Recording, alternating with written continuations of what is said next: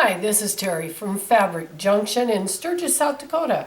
And today I'm going to show you one of our new quilts that is a sampler. It has 10 different blocks in it, plus a snowball. We offered it as a block of the month, and now you can get it to make it your own. It comes in two sizes.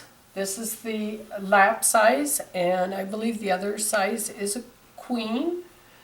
To make it bigger, you would just make 2 of each block, and then of course more snowball blocks and a little bigger border. But today we're going to do the block right here that is all half square triangles, and there are many great blocks out there that just take half square triangles. And the method that I like the best, there's several, you can pick your favorite method, but the method I like the best is cutting 2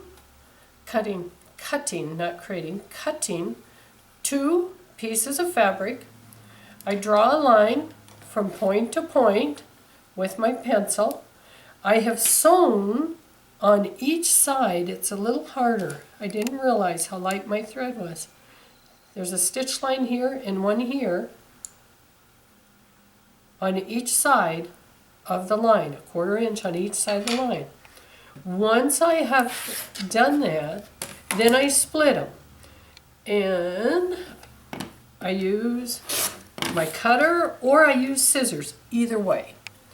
Then you go to your ironing board and you want to press, and I press to the dark, rule of thumb, press to the dark or the less bulky, because not always can we press to the dark, but press to the dark or the less bulky.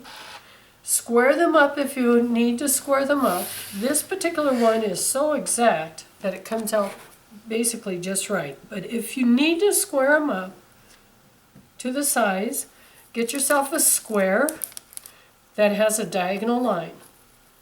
And you'll just place that diagonal line on your seam line, and then you'll just trim whatever is off. If you don't need to square them up, or you choose not to, at least remove the little dog ears that are on there, because you don't need that extra bulk when you're sewing them together. When you have your half square triangles done, place them in your block. Let me see. This one will go this way, and this one goes this way. So once you get them placed in your block, as you can see, I sew them in columns. So you can see these are sewn together. So I sew the column, and when I'm done, I'll sew this column, and then I'll come back and sew the rows together. Excuse me. So once you have it together, there's your beautiful block that you're going to put in your great quilt. It doesn't take very long, nice and quick. So I hope you like this block. It'll even be great if you make multiples in a single quilt. Thank you for watching us here at Fabric Junction. And if you like our video, go down and push the thank you button, or check us out at our website, junctionfabric.com.